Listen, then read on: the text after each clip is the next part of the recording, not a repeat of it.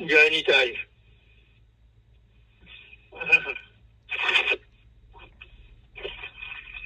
নাম মহিমা আজকে আমরা শান্তা শুনবার জন্য বহু আগ্রহ আমাকে গতকাল থেকে বলছে নাম মহিমা শোনাবার জন্য। তবে কৃষ্ণদাস বাবাজি মহারাজের মুখে, রবীন্দ্রার মুখে আমি এই নাম মহিমা শুনেছি, অনেকবার শুনেছি, তবে আমার হৃদয়ে গাথা হয়ে রয়েছে। সেটাই আমি আপনাদের কাছে পরিবেশন করব, যদি আপনারা আমাকে আশীর্বাদ করেন। শ্রীমান মহাপ্রভু কলিযুগের অবতার। প্রত্যেক যুগেই যুগাবতার আসেন সেই যুগের ধর্মকে উপদেশ করবার জন্য। উপদেশ করাটা এমনি হবে না, নিজে আচরণ করে উপদেশ করতে হবে। সত্য যুগের ধ্যান ধর্ম, ত্রেতা যুগের যজ্ঞ ধর্ম, দ্বাপর যুগে পরিচর্যা ধর্ম, আর কলিকালে হরিনাম সংকীর্তন ধর্ম। এটা কিন্তু শাস্ত্রে বিধান। এই বিধান শাস্ত্রে কিতে যদ্ধেতুম বিষ্ণুং ত্রেতায়াং যজত মখৈ দ্বাপরে পরিচর্যায়াং কলৌ তদ্বরী কীর্তনাৎ। এটা ভাগবতে দ্বাদশ স্কন্ধে ত্রয়োদশ অধ্যায়ে 52 শ্লোকে আছে, পড়ে লিখবেন। সত্যযুগে ধ্যানের দ্বারা যে পরমাত্ম পেয়েছিল মানুষ, ত্রেতা যুগে যজ্ঞের দ্বারা যে পরমাত্ম পেয়েছিল মানুষ, দ্বাপর যুগে পরিচর্যা মানে অর্চনামার্গের দ্বারা যে পরমাত্ম পেয়েছিল মানুষ, সেই পরমাত্মই পাবে কুলির মানুষ। ধ্যান না করে, যজ্ঞ না করে, অর্চনামার্গ অবলম্বন না করে কি করে পাবে? কেবলমাত্র বাহু তুলে, দুটি হাত তুলে হরিনাম সংকীর্তন করে, কলৌ তদ্বরী কীর্তনাৎ। সুতরাং প্রত্যেক যুগে যুগবতার বলে তাকে, যিনি ভগবান এসে নিজে আচরণ করে প্রচার করবেন, তাকেই বলা হবে যুগবতার। কলিযুগে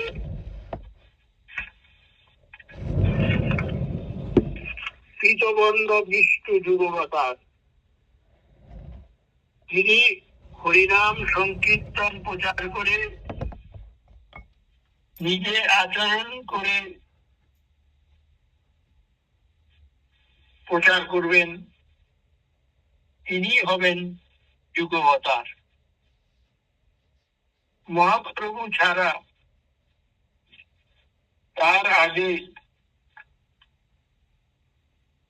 কেউ হরিনাম আচরণ করে প্রচার করেননি। অতএব কলিযুগে যুগবতার শ্রীমন মহাপ্রভু। রাধা গোবিন্দ মিলিত বিগ্রহ শ্রীমন মহাপ্রভু। ভক্তি আস্বাদন গ্রহণ করবার জন্য আজ ভগবান নিজে গৌর হয়েছেন। ভক্তি ভগবানের সম্পত্তি নয়, ভগবানের সম্পত্তি হলো কৃপা। ভক্তি ভক্তের সম্পত্তি নয়, ভগবানের সম্পত্তি কৃপা। অবশ্য ভগবানের কাছ থেকে কৃপা না এলে কেউ ভক্ত হতে পারে না, কেউ ভক্তি লাভ করতে পারে না। তবে একটা মজা আছে, যখন ভগবানের কাছ থেকে আসে তখন তার নাম হয় কৃপা। যখন সেটা আবার ভক্ত হৃদয়ে পাক হয়ে ভগবানের কাছে ফেরত যায় তখন তার নাম ভক্তি। যেমন দোকান থেকে যখন আসে তখন ছানা আর চিনি, কারিগরের কাছ থেকে যখন ফেরত আসে, কারিগরের কাছ থেকে যখন ফেরত যায় তখন তার নাম হয় সন্দেশ।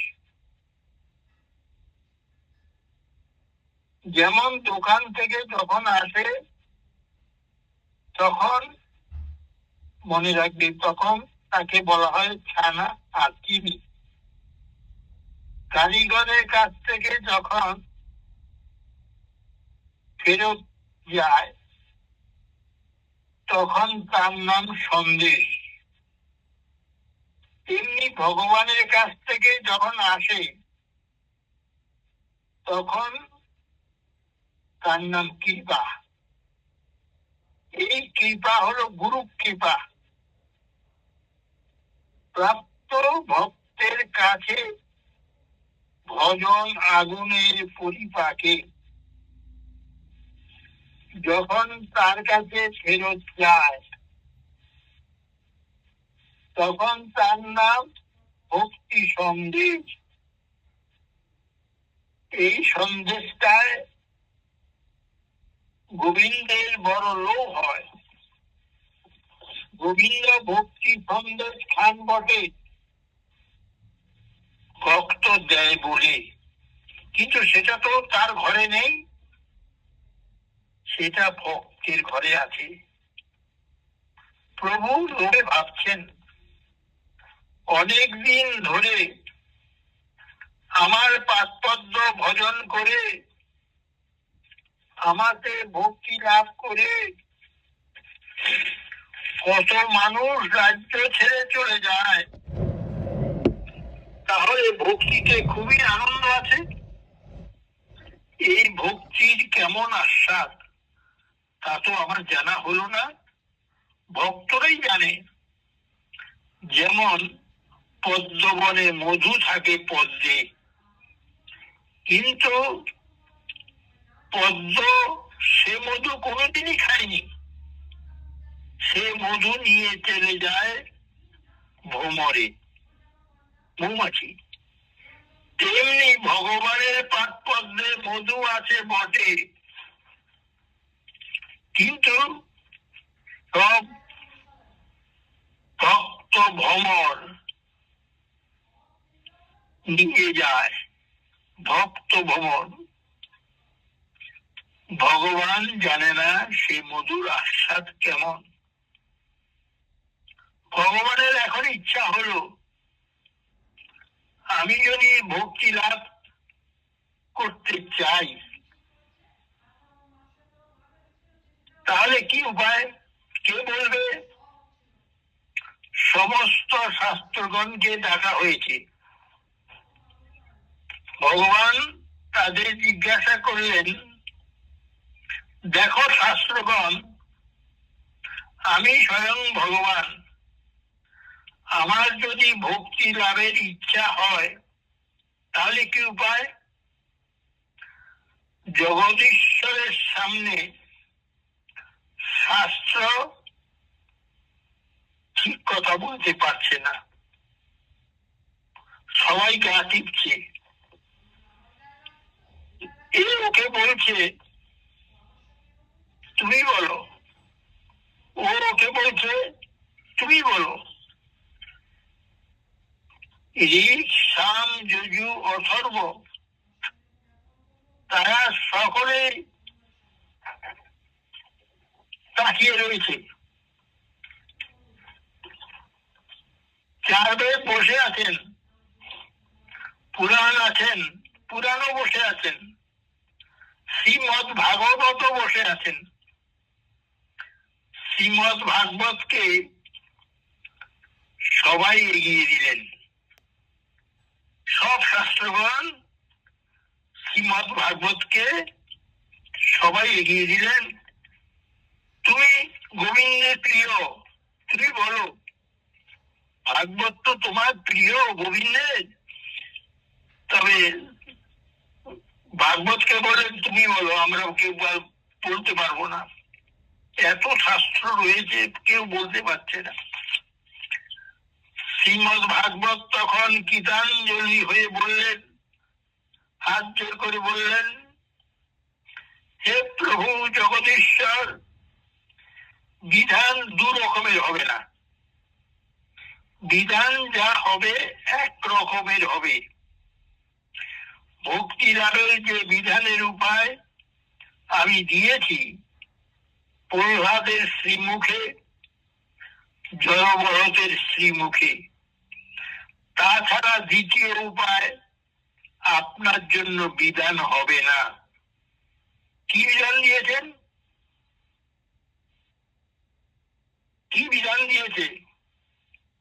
মহতের চরণ ধুলি মাথায় না দিলে ভক্তি লাভ হবে না। প্রহ্লাদ বলেছেন, নৈশাং মতিস্তাবদ্রুপ ক্রমাঘ্রিং কৃষ্যতানর্থাপগমৌ যদর্থ মহীয়সাং পাদরেজ পাদরজ হৈবিষেকং নিষ্কিঞ্চনানাং ন বিনীত যাবত।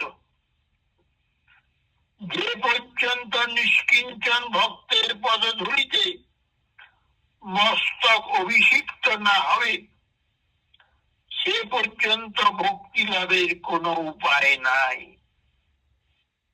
জড়ভরত বললেন রাজা রঘুবনকে, রাজার নাম রঘুবন, বলছে মহারাজ আপনি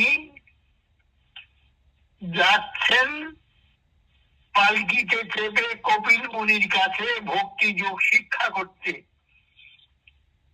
কিন্তু পথটা আপনার ভুল হচ্ছে।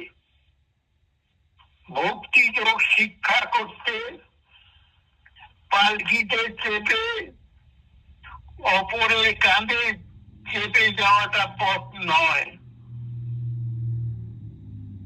তাহলে ভক্তি লাভের কি উপায়? ভক্তি লাভের পথটা কি? কি পথ? সকলের পায়ের তলা দিয়ে যাওয়া, এটা হলো ভক্তি লাভের পথ। জড়ভরত ভক্তির পথ বলেছেন, পথ বলে দিচ্ছেন রাজাকে। রঘুগণই তপসা ন জাতি ন চেজ্জয়া নির্বাপনাৎ গৃহদ্বা ন ছন্দসা নৈব জলাগ্নি সূর্যই বিনা মহত পদজরচবিষিকম। ভাগবতে পঞ্চম স্কন্ধে 12 অধ্যায়ে 12 শ্লোকে আছে, পড়ে দেখবেন। ভক্তি লাভ তপস্যায় হয় না, যজ্ঞে হয় না, অন্নদানে হয় না, ঘর ছেড়ে বনে থাকলে হয় না, বেদ জানলেও হয় না, জল অগ্নি সূর্যের দ্বারা শুচি হলেও হয় না। একটি মাত্র উপায় আছে, মহতের পদরজের দ্বারা মস্তক অভিষেক। এছাড়া আর অন্য কোনো উপায় নেই। ভাগবত বিধান দিয়ে দিলেন গোবিন্দকে।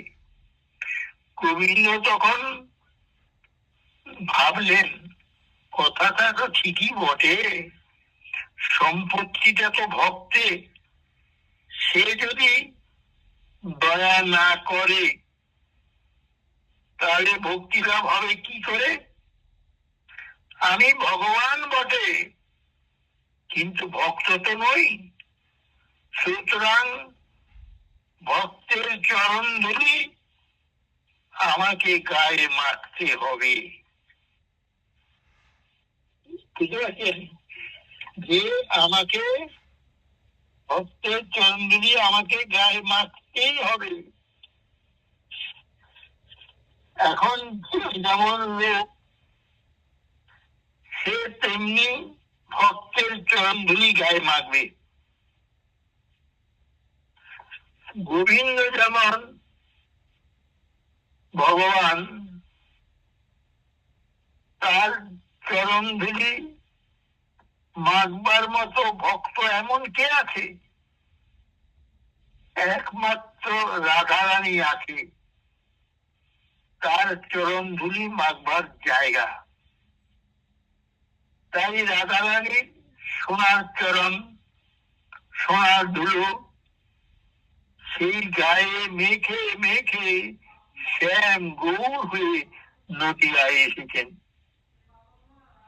বুঝতে পারছ? এই গৌর এসেছেন তার নিজ কার্য, রাধা প্রেম আস্বাদন, আর জগতের কার্য দুটি। প্রথম যুগধর্ম নাম প্রচার করা, হরিনাম সংকীর্তন প্রচার করা, আর দ্বিতীয় তার নিজের উদ্দেশ্য আছে রাধা প্রেমে প্রেম বিতরণ করা, যেটা কখনো কোনো যুগে কেউ পায়নি, কেউ দেয়নি, সেই গোপী প্রেম দান করা। তবে এই দুটো জিনিস দুটো পাত্রে রাখা হয়নি। হরিনাম একটা ভারে আর প্রেম আর একটা ভারে, দুবার করে দিচ্ছে নয়। এত সময় পাবেন কোত্থেকে? তাই একটা জায়গাতেই দুটো রেখেছেন। হরিনামের মধ্যে প্রেম দিয়ে দিয়েছেন। যেমন পিঠের মধ্যে পুর দেয়, জানা যায় না পুর আছে বলে, কি বলে জানা যায়? তেমনি গৌর মুখোদ্গীর্ণ যে কৃষ্ণ নাম, তাই আপনারা জীবন নাম করুন, তাতে দেখতে পাবেন আস্তে আস্তে রাধা প্রেমের পুর দেওয়া আছে। সুতরাং এই হরিনাম মহাপ্রভু কলি জীবদের জন্য, আমাদের জন্য বিতরণ করে গেছেন। এখন মনে হওয়া স্বাভাবিক যে কলিযুগে কলির জীব সত্য যুগের ধর্ম যে ধ্যান করতে পারে না, ত্রেতা যুগে যজ্ঞ করতে পারবে না বলে, দাপরে অর্চনামার্গ করতে পারবে না বলে মহাপ্রভু কলিজীবকে হরিনামটা দিয়ে গেছেন। এটা ঠিক নয়। মহাপ্রভু দিয়ে গেছেন হরিনাম, যা সর্বোত্তম সাধন। হরিনাম সংকীর্তন যদি সর্বশ্রেষ্ঠ সাধন হয়, তাহলে সত্য ত্রেতা দাপরে দেওয়া হলো না কেন? এটা প্রশ্ন আসতে পারে। শ্রীজীব গোস্বামী পাদ বলেছেন, তৎ যুগে জীবের সামর্থ্য ছিল, সামর্থ্য বাসরে, অর্থাৎ যখন জীবের তপস্যা করবার সামর্থ্য আছে, যজ্ঞ করবার সামর্থ্য আছে, অর্চনা করবার সামর্থ্য আছে, তখন যদি হরিনাম দেওয়া হতো তাহলে লোকে শ্রদ্ধা করতো না হরিনামে। বলতো জিহ্বা ওষ্ঠ নড়লেই কি হরিনাম হয়? এটা কি একটা সাধন নাকি?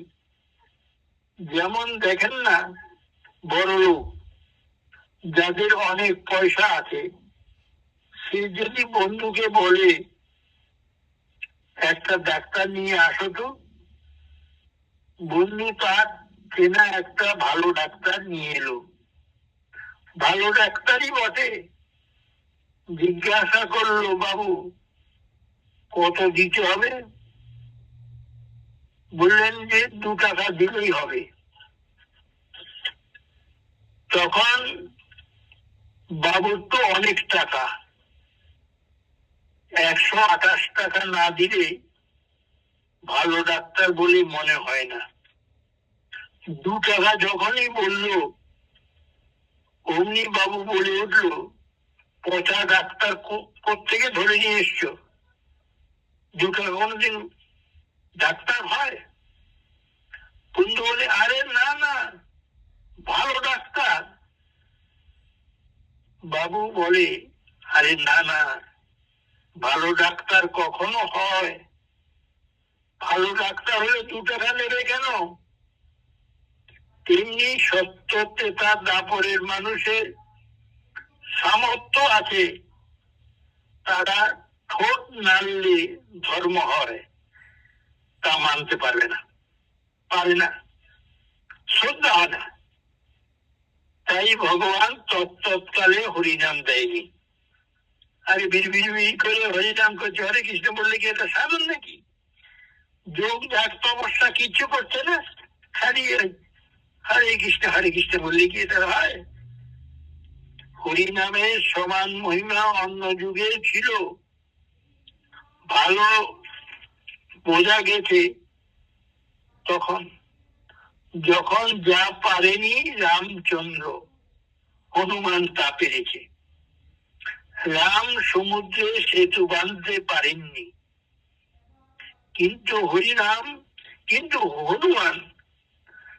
হনুমান জয় রাম বলে পাথর সমুদ্রে ফেলতেই পাথর জলে ভেসে উঠল। তাহলে রাম অপেক্ষা রাম নামের মহিমা বেশি। প্রভুপাদ প্রাণ গোপাল গোস্বামী নবদ্বীপের পাঠেতে একটা বেশ কথা বলতেন।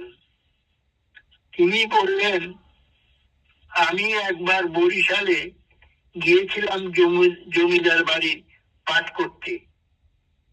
এখন কি যে স্টিমারে যাবেন, তারপর সেখান থেকে যাবার নৌকা লেগেছিল। প্রভুজি সেটা যেতে পারেননি, তারপরে স্টিমারে গেছেন। তখন আর সেখানে নৌকা টোকা নেই। তখন তো এখনকার মতন ফোন ছিল না, যে ফোনে বলে দেবে যে আজকে যেতে পারবো না। তখন তো ফোন ছিল না। তো তারা ভেবেছিল গোসাই বোধহয় আজ এলেন না, কিন্তু গোসাই যে পরে স্টিমারে যাবেন, পরে ভেজে যাবেন, সেটা তো বলতে পারে নাই, ফোন নেই তো কি করে বলবে? ওরা তো নৌকা নিয়ে এসে বসে আছে, প্রভু তো আসতে পারেননি। তারপর প্রভু অনেক গোসাই আর এলেন না মনে করলেন। পরে ট্রেনে গিয়ে ওই স্টিমারের অপেক্ষায়, ওই স্টিমারের কাছে দাঁড়িয়ে আছেন, যেন আমার নৌকা আসবে, লোক পাঠাবে। তারপর উনি তো জানেন না যে পরে স্টিমারে উনি যাবেন। বুঝতে পারেন নাই। তারপরে প্রভু অনেক বলে কয়ে একটা নৌকার মাঝিকে বললেন, বাবা আমার অমুক জায়গায় নিয়ে যাবি? সে বলে, না এত রাত্রে আমি নৌকা ছাড়বো না। বলেন, না হয় 2 পয়সা বেশি নিবি, চল বাবা চল। সে বলে, না না, যত পয়সাই দাও আমি এখন যাব না। তখন গোসাই নিরুপায় হয়ে পড়লেন, সারা রাত কি মশার কামড় খাবো? হায় হায়, কি বিপদে বললাম, কি করা যায়? তখন বললেন মাঝিকে ডেকে, তোরা জমিদার বাবুর বাড়ি চিনিস না? মাঝি বলে, কেন চিনবো না, আমরা তার প্রজা, চিনি না? কি বলছেন?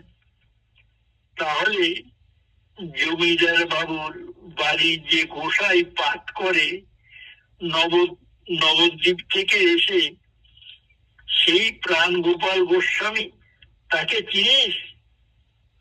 বলে, হ্যাঁ হ্যাঁ চিনি চিনি চিনি, আমরা তাকে কত ভালো চিনি, তার পাঠও আমরা শুনি। তখন বলছে, আমি সেই গোসাই। তা এতক্ষণ বলনি কেন? তাহলে স্বয়ং স্বরূপটা যা পারলো না, নাম ডাকা পেরেছিল, তখন তাড়াতাড়ি করে নৌকা নিয়ে চলে গেল। তাই হরি যা পারে না, হরি নাম তা পারে। এটাই হলো নামের মহিমা। সনাতন গোস্বামী পাদ ভাগবতামৃতে নাম বন্দনার শ্লোক দিয়েছেন, জয়তি জয়তি নমানন্দ রূপং মুরারে বিরহিত নিজ ধর্ম ধ্যান পূজাদি যত্নম কথম অপি শক্তি দত্তং মুক্তিদং প্রাণিনঞ্জ পরমামিতমেকং জীবনং ভূষণং মে। এই শ্লোকটা আছে বৃহৎ ভাগবতামৃতে প্রথম স্কন্ধে প্রথম শ্লোকে 9ম অধ্যায়ে পড়ে দেখবেন।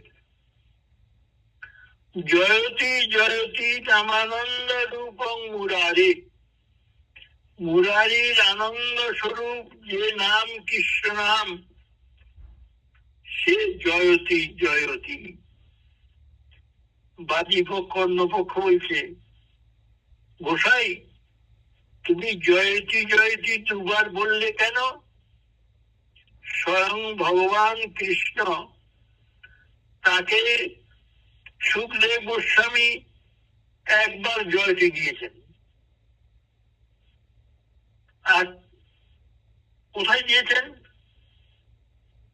বলে 10ম স্কন্ধের শেষে। বলে কি দিয়েছে? সেখানে বলেছেন, জয়তি জননিবাস দেবকী জন্মবাদ যদুবর পরিষদ সদ্যই ভীরসন্ন ধর্মম ক্ষীরচর বিজিগ্ধগ্ন সুস্মিত শ্রীমুখেন ভোজপুর বনিতানং বদ্ধয়ং কামদেবং। এটা ভাগবতে 10ম স্কন্ধে 90 অধ্যায়ে 48 শ্লোকে, সেখানে কৃষ্ণকে 1 বার জয়তি দিয়েছেন, জয়তি জননিবাস। আর তুমি কৃষ্ণের নামকে 2 বার জয়তি দিলে কেন? জয়তি জয়তি বলছো কেন? তখন গোসাই বললেন, শোনো, কেন দিলাম দুবার জয়তী, কেন দিলাম দুবার? যেই নাম সেই কৃষ্ণ ভজন ইচ্ছা করি, এই তো বলা আছে না? বলে হ্যাঁ হ্যাঁ বলা আছে, নাম নামই অভেদ। তাহলে কৃষ্ণের যখন একটা জয়তী, তখন তার অভিন্ন তনু নামেরও আরেকটা জয়তী পান হবে। তা হবে, ঠিক আছে, ঠিক বলেছ। কিন্তু আরেকটা জয়তী কেন দিয়েছ? দিয়েছি এই জন্য যে কৃষ্ণ কিন্তু প্রাকৃত ইন্দ্রিয়ে আবির্ভূত হন না। এই যে কাম, ক্রোধ, লোভ, মোহ ইত্যাদি প্রাকৃত ইন্দ্রিয়ে আবির্ভূত হন না, এত দয়া তার নেই। কিন্তু কৃষ্ণ নাম এতই দয়ালু যে প্রাকৃত জীবের ইন্দ্রিয় তো আবির্ভূত হয়। এই জন্য আর একটা জয়তী দিয়েছি। বলে তাই নাকি? যে প্রাকৃত জীবের ইন্দ্রিয় এত, তার নামে এত আনন্দ প্রভুর, কিন্তু প্রাকৃত ইন্দ্রিয় আবির্ভূত হন না, কিন্তু কৃষ্ণ নামে এত দয়ালু। সুতরাং নাম বরাবরই সামর্থ্যবান, তবে অন্য যুগে দেওয়া হয়নি। তখন ধ্যানাদির সামর্থ্য ছিল বলে, তখন ধ্যান ছিল, তো তখন তো ইয়ে করা হয়নি, বুঝেছ? এই তখন দেওয়া হয়নি। অরিজিৎ পতীত, অরিজিৎ পতীত। তাই ভাগবতে একটা শ্লোক আছে নবযোগীন্দ্রের শেষে, কি লেখা আছে? কিরাদেশু প্রজারাজন কলাবিচ্ছন্তি সম্ভবম কলৌকির ভবিষ্যন্তি নারায়ণ পরায়ণ। এটা লেখা আছে, আপনারা পড়ে দেখবেন। ভাগবতে 11 স্কন্ধে 5ম শ্লোকে 3 অধ্যায় আপনারা পড়ে দেখবেন এই সংস্কৃতটা। কিরাদেশ প্রজা, সত্য ত্রেতা দাপরের প্রজারা কলাবিচ্ছন্তি সম্ভবম, কলিতে জন্ম চাইছে। আমাদের যদি কলিকালে জন্ম হতো, সত্য যুগের প্রজারা, ত্রেতা যুগের প্রজারা, দাপরের প্রজারা, যারা রাম দেখেছে, কৃষ্ণ দেখেছে, তারা কলিযুগে জন্ম চাইছে। একে বিচিত্র কথা। কলি হলো পাপের খনি, তাতে জন্ম চাইছে সত্য ত্রেতা দাপরের প্রজারা। কেন? কলৌকির ভবিষ্যন্তি নারায়ণ পরায়ণা। কলিতে সব মানুষ নারায়ণ হবে, মহাত্ম। ব্যাপারটা কিরকম হচ্ছে? আপনি না হয় বড় লোক, এই পাড়ায় মোটামুটি সবাই বড় লোক, কিন্তু এমন একজন ধরে এসেছেন যিনি বস্তায় করে হিরে ভরে এনেছেন হীরা। যে আসছে তাকে এক মুঠো করে হীরা দিচ্ছে, যে আসছে তাকে। এখন কোন মানুষ, আপনি হলেও বড় লোক, কিন্তু আপনি কি ঘরে চুপ করে বসে থাকতে পারবেন? এই খবরটা শুনে আমাদের পাড়ায় এমন একটা লোক যাচ্ছে, ধরিল সে বস্তায় করে হিরে এনেছে। যে যাচ্ছে তাকেই এক মুঠো করে হিরে দিয়ে দিচ্ছে। কারণ আপনি হয়তো অনেক কষ্টে একটা হিরে জোগাড় করেছেন, আর এখানে যে যাচ্ছে তাকে এক আজলা করে হিরে দিয়ে দিচ্ছে, এক মুঠো করে হিরে দিয়ে দিচ্ছে। তখন আপনিও গরিব সেজে আঁচল পাতবেন সেখানে গিয়ে। তাই সত্যত্রেতা দাপরের প্রজারা ধনী বটে, তো মহাপ্রভুর দান দেখে মহাপ্রভুর কাছে আঁচল পেতেছে। দ্বিতীয় কথা, এক ধনী পিতা তার 4 পুত্রের প্রত্যেককে 10,000 টাকা করে দিয়েছেন। বাবার তো কর্তব্য, তার ছেলে তাকে 4টে ছেলেকে প্রত্যেকে 10,000 টাকা করে দিয়েছে। বললেন, তোমরা ব্যবসা বাণিজ্য করে খাও, সংসার চালাও। কিছুদিন অতীত হলে, 2 বছর অতীত হলে পিতার ইচ্ছা হলো জানতে ছেলেরা কে কেমন ব্যবসা করে উন্নতি করেছে। পুত্রগণকে ডাকলেন। প্রথম, দ্বিতীয়, তৃতীয় পুত্র এসেছে। জ্যেষ্ঠ পুত্রকে জিজ্ঞাসা করলেন, বাবা তুমি কেমন আছো? ভালো আছি। তুমি কেমন আছো? বলে, আমি ভালো আছি। তুমি ব্যবসায় কি কিরকম উন্নতি করেছো? প্রত্যেক ছেলে থেকে জিজ্ঞাসা করছে। প্রথম, দ্বিতীয়, তৃতীয় পুত্র এসেছে। জ্যেষ্ঠ পুত্রকে জিজ্ঞাসা করলেন, বাবা তুই কেমন আছো? বাবা ভালো আছি। আপনি যা মূলধন দিয়েছিলেন তার উপরে আমি বেশ বাড়িয়েছি। দ্বিতীয় পুত্র বলে,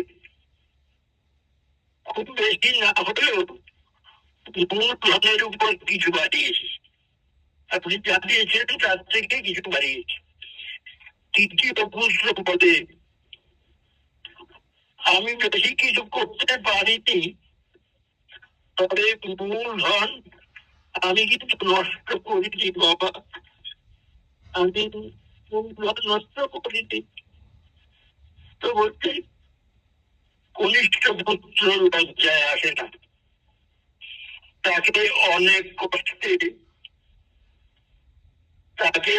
কষ্টে ডেকে আনা হলো। সে এসে দাঁড়ালো বাবার কাছে মাথা নিচু করে।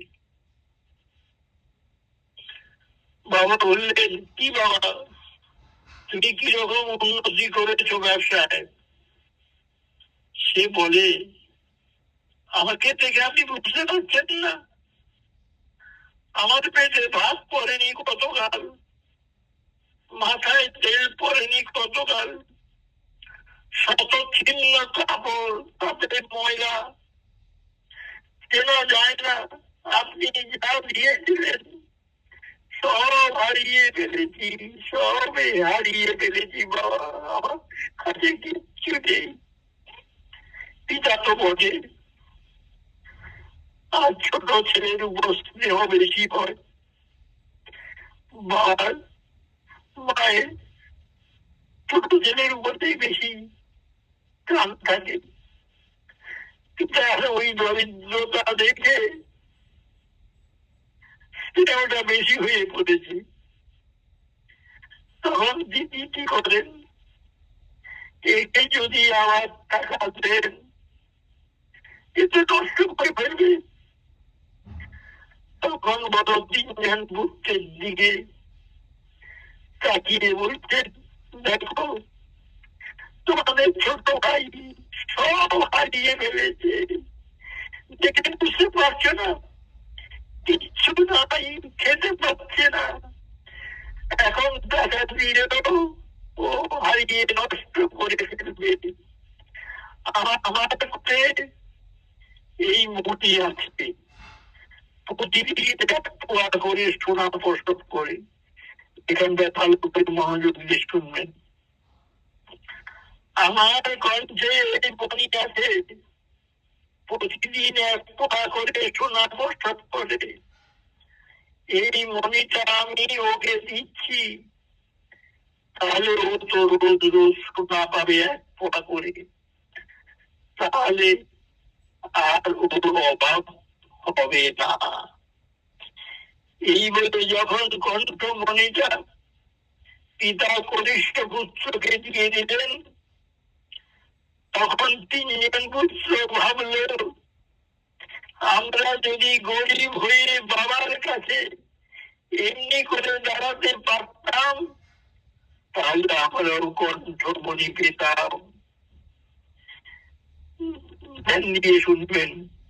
গুরু সুন্দর রেখেছেন, খবর দিয়েছেন তিন যুগে সবাই মোটামুটি ভালো আছে, কলিযুগকে দেখেছে তাদের কিচ্ছু নাই, সব হারিয়ে গেছে বাবা যা দিয়েছিল, সর্বধর্মান পরিত্যাজ্য মামেকং শরণং ব্রজ, সব হারিয়েছে, কিচ্ছু করেনি কলির মানুষ, যাগ যোগ তপস্যা ধ্যান কিচ্ছু না, সব বাদ দিয়ে দিয়েছে।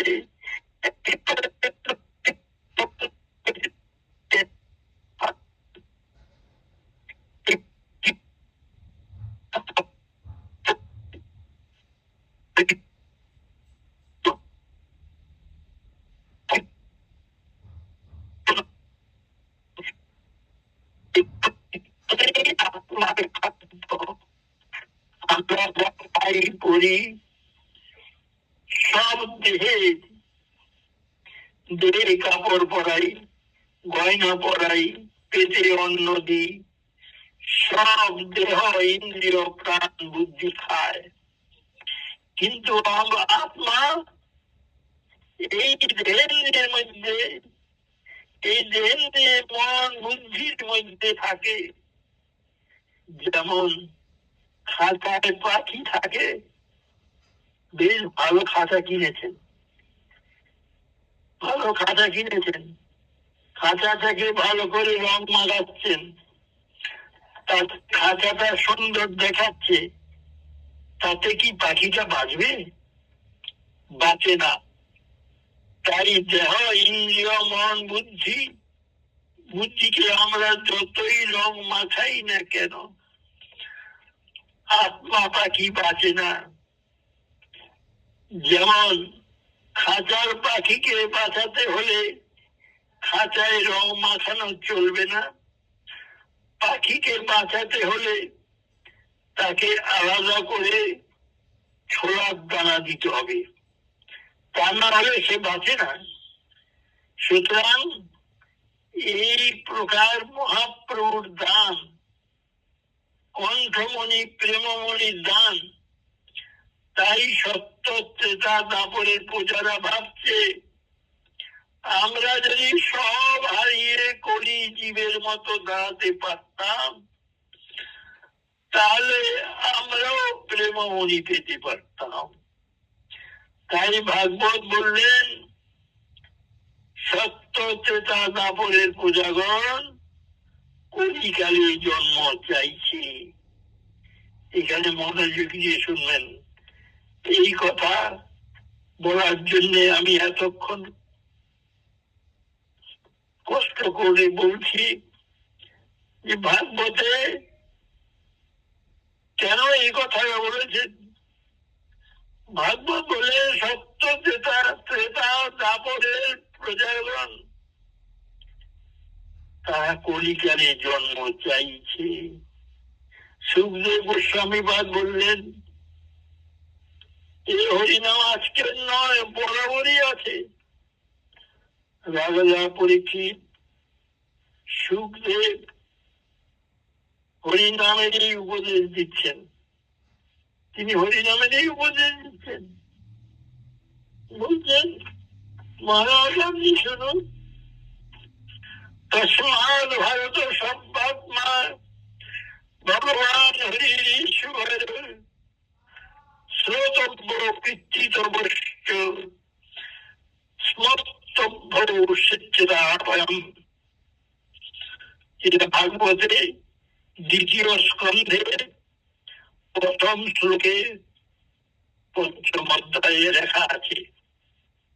আমার মন করে কথা নয়। আমরা মনে করি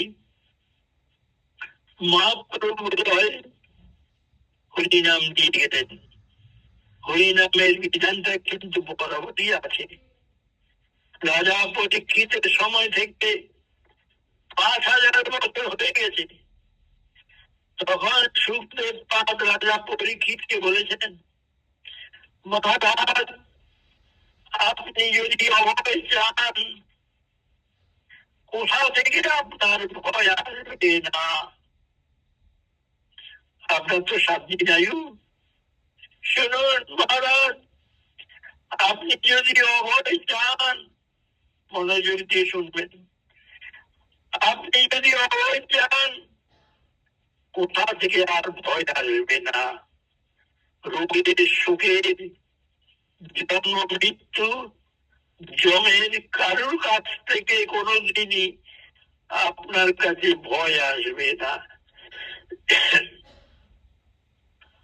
এই আপনি চান যদি, তাহলে আপনি একটা কাজ করুন, হরিকে কানে রাখুন, হরিকে মনে রাখুন, হরিকে বচনে রাখুন। কানে হরি শুনুন, বচনে হরি বলুন, মনে হরি ভাবুন। এই 3টা বিধান করে দিলেন, শ্রবণ, কীর্তন আর স্মরণ।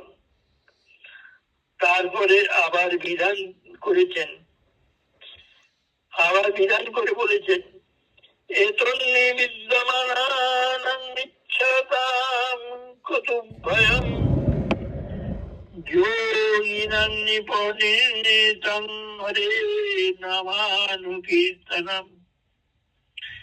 এটা ভাগবতে দ্বিতীয় স্কন্ধে প্রথম শ্লোকে 11 অধ্যায়ে লেখা আছে। আপনারা পড়ে জানবেন আমি কথাটা ঠিক বলছি কিনা। মহারাজ, হরিনাম সংকীর্তন যারা নির্ভেদ প্রাপ্ত, তাদের মুক্তি দান করে, আর যারা বিষয় জীব, তাদেরও বিষয় দান করে, আর যারা মুক্তি পেয়ে গেছে তাদেরও মুক্তির আস্বাদ দান করে। তাহলে হরিনাম এমনই বস্তু। আবার দ্বাদশ স্কন্ধে গিয়ে বলেছেন মহারাজ, আবার বলছেন দ্বাদশ স্কন্ধে, কি দ্বাদশ স্কন্ধে বলেছেন, কলদোষ নিধে রাজন্য স্পৃহে গো মহান গুণ কীর্তনাদেব কৃষ্ণস্য মুক্ত সঙ্গ পরম ব্রজে। কোথায় লেখা আছে? আপনারা ভালো করে মনোযোগ দিয়ে শুনবেন। আপনার ভাগবতে দেখবেন দ্বাদশ স্কন্ধে 3য় অধ্যায়ে 51 শ্লোকে লেখা আছে, কলিকাল দোষের খনি মহারাজ। এটা আমরা প্রত্যেকের উপলব্ধি করতে পারছি। এখানে কোনটা নেই বলুন তো? যেগুলি সব নিষিদ্ধ শাস্ত্রে, সেগুলি আমরা সব করে বেড়াচ্ছি। শাস্ত্র বারণ করেছে, সেগুলি আমরা করে বেড়াচ্ছি। কাম, ক্রোধ, লোভ, মোহ, মদ, মাৎসর্য, হিংসা, দেশ, কলহে জগৎটা ভরে গেছে কলির প্রভাবে। সুখদেব তা জানেন, তাই বলছেন মহারাজ কলিকাল দোষের খনি, কিন্তু মহারাজ অস্তি হেক মহান গুণ। এর একটা মহান গুণ আছে কলিকালে। তাহলে কি গুণ আছে? কীর্তনাদেব কৃষ্ণস্য, কৃষ্ণের কীর্তন মাত্র। কৃষ্ণের কীর্তন মাত্র বলল কেন? বলছেন কৃষ্ণের কীর্তন মাত্রে। কীর্তন মাত্র কেন বললো? এবং কেন বললো? বলছে কীর্তনটা হলো জিহ্বার কাজ, আর মনের কাজ হলো স্মরণ। তো যদি কেউ বলেন মনোসংযোগ না করে কীর্তন করলে কি হবে? শুধু মুখে গিরবির গিরবির করে কৃষ্ণ নাম করলে কি হবে? শুধু জীব দিয়ে কৃষ্ণ বললে কি হবে? মন লাগিয়ে কৃষ্ণ বলো না। সুখদেব তা বলেননি। কীর্তনাদেব, কীর্তন হলো জিহ্বার কাজ, মনের কাজ হলো স্মরণ। তা লাগাননি সুখদেব। জিহ্বার যা কাজ কীর্তন তাতেই হবে, তার দ্বারাই হবে। কীর্তনাদেব কৃষ্ণস্য, কৃষ্ণের কীর্তন মাত্রে। তবে কৃষ্ণের কীর্তন মাত্রে তাতেই হবে, তার দ্বারাই। কীর্তনাদেব কৃষ্ণস্য, কৃষ্ণের কীর্তন মাত্রেই মুক্ত সঙ্গ পরম ব্রজে, মায়া বন্ধন মুক্ত হয়ে পরম ধামে যেতে পারবে। তাই দোষটা সহ্য করে নিতে হবে। যেমন সেই দারোগা বাবুর গল্প আছে না? এক দারোগা বাবু ছিলেন, তার একটা চাকর ছিল। মনোযোগ দিয়ে শুনবেন, তাই বুঝতে পারবেন। এক দারোগা বাবুর একটা চাকর ছিল, তার মাইনে মাসে 5 টাকা। 1 মাস খাটলে দারোগা বাবু হুকুম তামিল করতে পারলে মাইনে পাবে মাসে 5 টাকা মাত্র। বরাবর চলছে এরকম। এখন এই যে টিকিটে পায়, এই লটারি টিকিট, 1 টাকা 2 টাকা করে টিকিট কিনে না, হ্যাঁ, অনেক টাকা পায় লটারি টিকিটে। এখন ওই চাকরটা 1 টাকা দিয়ে 1খানা টিকিট কিনেছে।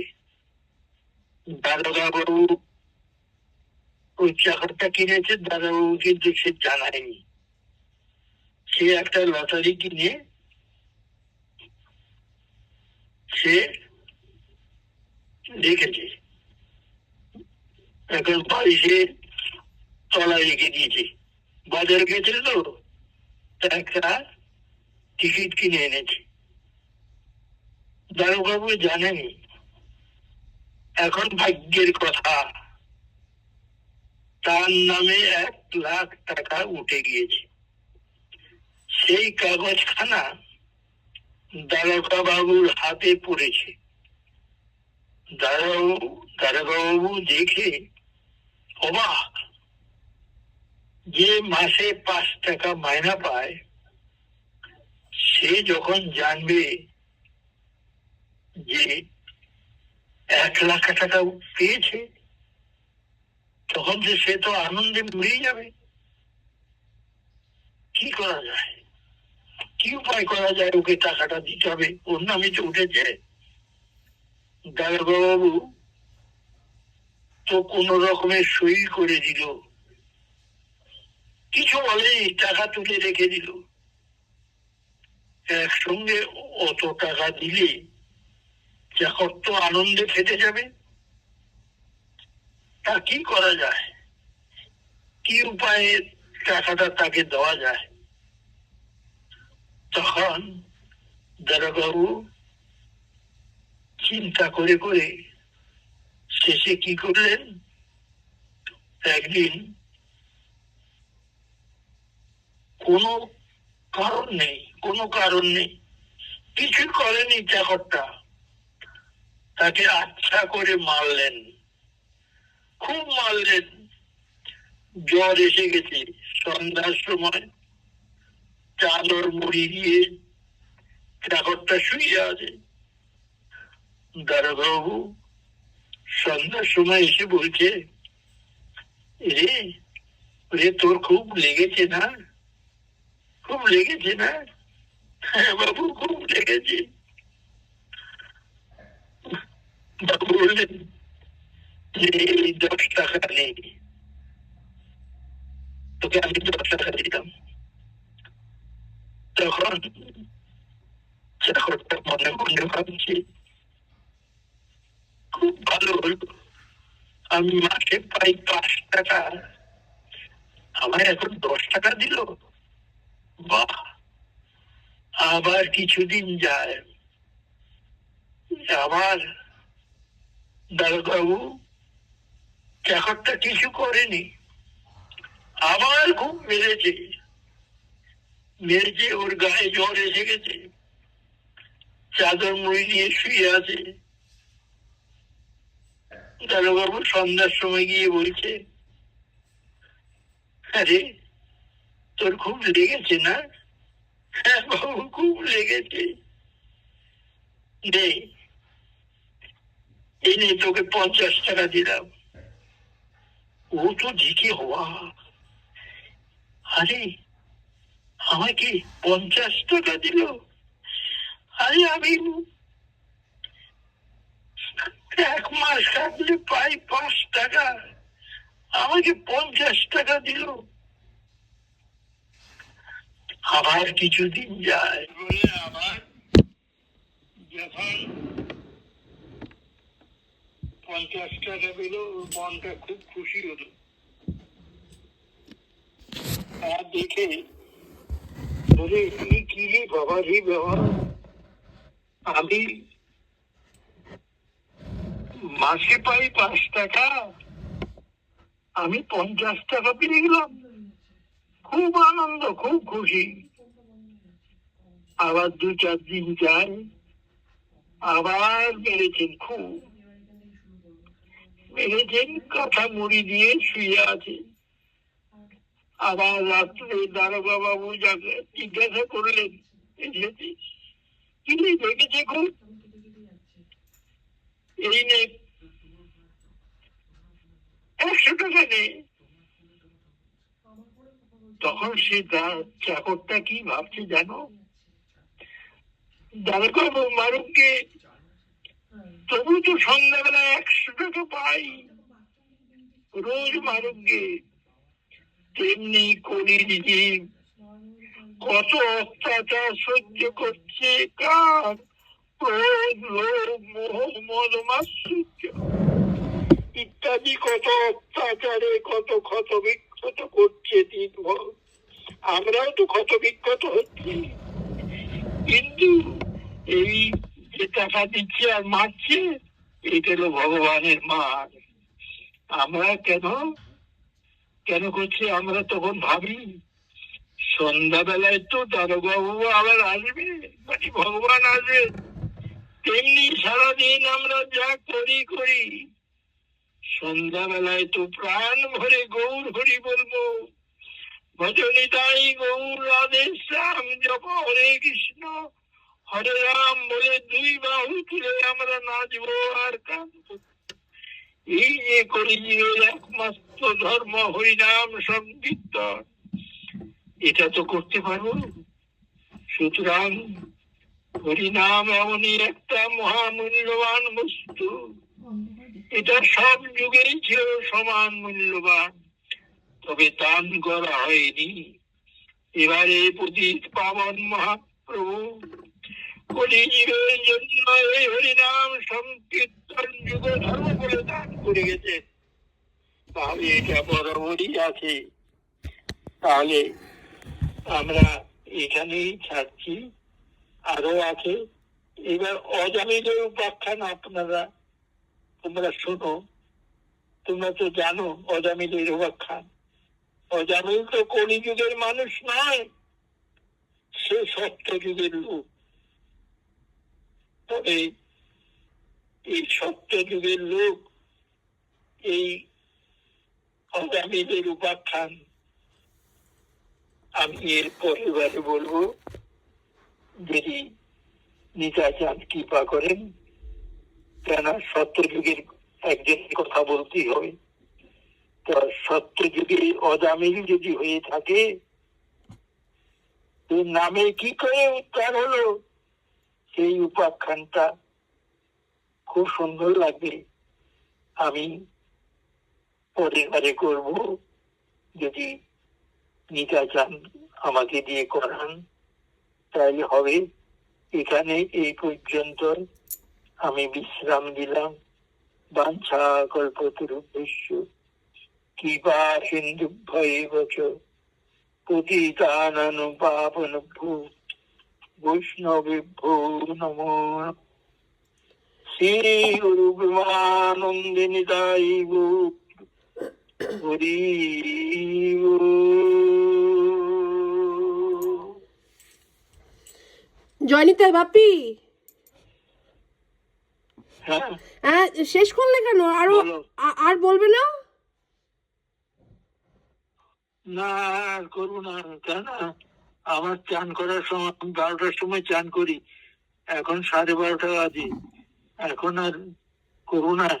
1 ঘন্টা 1.5 ঘন্টা আমি বসে আছি, বসে আমার গলাও প্রায় হয়ে গেছে। আবার আরেকদিন হবে, যদি তোমরা শুনতে চাও। আমি না না, তুমি অজামিলের বললে না যে আরো বলবো, তাহলে বলতে পারতে, এখন সময় ছিল। তুমি তো এখন না, সময় সে নিয়ে নিব। মা আজকে আর সময় নেই গো। আমার 1 ঘন্টা ধরে চিল্লাচ্ছি, বুঝেছো? আচ্ছা তোমার মাও শুয়ে শুয়ে শুনছে, বুঝেছো? তুমি পরে পাঠিয়ে দিও। তো যাই হোক, আমি আবার অন্যদিন, যেদিন তোমার সুযোগ হবে, সময় থাকবে, আমি বলবো।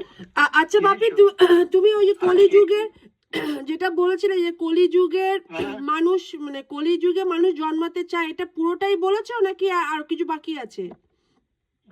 হ্যাঁ বলেছি, ওটা পড়বে, ওটা শুনলেই বুঝতে পারবে। আচ্ছা আচ্ছা, ঠিক আছে, বুঝেছো? ও তাহলে ওটা এটার শুনলে না মানে শুনলে এটার পাঠটা, মানে এটার নাম কি দেব? মানে এটার নামটি কি কি দেওয়া হবে, যে কলিযুগে মানুষ কেন জন্মাতে চায়? হ্যাঁ, আমি তো ইয়ে বলে দিয়েছি। তোমার ভাগবতে কোন জায়গায় বলা আছে, কোন ইয়েতে শ্লোকে বলেছেন, সব বলে দিয়েছি। আচ্ছা আচ্ছা তুমি আচ্ছা, যদি শুনে থাকো, হ্যাঁ বুঝতে পারছো, হ্যাঁ, তাহলে কেউ তর্ক করতে পারবে না। সে সঙ্গে সঙ্গে ভাগবত খুলে দেখবে। আচ্ছা ঠিক আছে, বুঝেছো? তা যাই হোক, তোমার আমি কোনো ত্রুটি রাখি নাই। আর আমি এখন সত্যযুগের কথা, অজামিলের কথা, উপাখ্যানটা বলবো। হ্যাঁ থেকে আবার আরম্ভ করবো, আবার 1 ঘন্টা। বুঝেছো? আচ্ছা, ওই অজামিলের কথাটা তুমি আগেও অনেকবার বলেছো, কিন্তু এই পাঠটার পরে কি অজামিলের কথা আছে? আমি তো বলতে চাইছিলাম, এখন এখন তো বলতে চাইছিলাম। হ্যাঁ ওটা আমি তো বলি নাই এখনো, অজামিলের কথা বলি নাই। হ্যাঁ তাহলে বলনি, মানে তোমার কি, মানে পরে বলবে? তোমার সময় এই জন্য, মানে এখন সময় নেই বলার। পরে বলবো। আচ্ছা আচ্ছা, ঠিক আছে, ঠিক আছে বাপি। হ্যাঁ, তাহলে এরপর থেকে বলো তাহলে পরে। আসি। হ্যাঁ হ্যাঁ, এরপর থেকে অজামিলের আমরা কথাটা, ওই নবদ্বীপ থেকে ঘুরে আসি। হ্যাঁ হ্যাঁ হ্যাঁ ঠিক আছে, অজামিলের কথাটা তুমি বলো এরপর থেকে, ঠিক আছে? হ্যাঁ, পরে থেকে। ঠিক আছে, ওখানে জয় গেলে আর নিতাই। তুমি হ্যাঁ এটা তুমি শুনতে থাকো, কোথায় কি বলেছি এই গল্পগুলি মনের মধ্যে আটকে রাখো, তাহলে পরে অন্য কাউকে বলতে পারবে, হ্যাঁ বুঝেছো? হ্যাঁ হ্যাঁ আমি গল্পের ছলে বলেছি, হ্যাঁ। এগুলি কিন্তু তাড়াতাড়ি মনে রাখতে পারবে, আচ্ছা বুঝেছো? আচ্ছা। চালিয়ে দিয়ে তোমার ওখানে সাউন্ডটা কিরকম হয়েছে জানি না। হ্যাঁ হ্যাঁ এখন হ্যাঁ আমরা এখন নবদ্বীপ থেকে ঘুরে আসি, তারপরে। ঠিক আছে বাপি, জয় নিতাই। হ্যাঁ।